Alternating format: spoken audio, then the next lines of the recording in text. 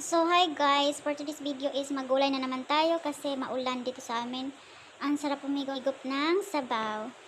So meron tayong malunggay, ang siling labuyo at saka onion leaves.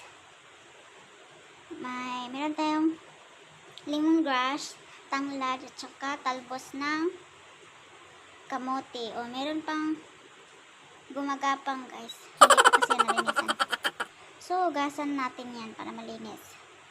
Meron tayong gabi, taro at saka kalabasa. So, para mas malasa yung ating gulay, lagyan natin ng ulo ng tuyo para malasa siya. Kasi ang hirap kasi prito niyan guys, kaya mas maganda ilagay na lang siya sa gulay. So, ayan ang ating gulay. So, linisin ko muna to.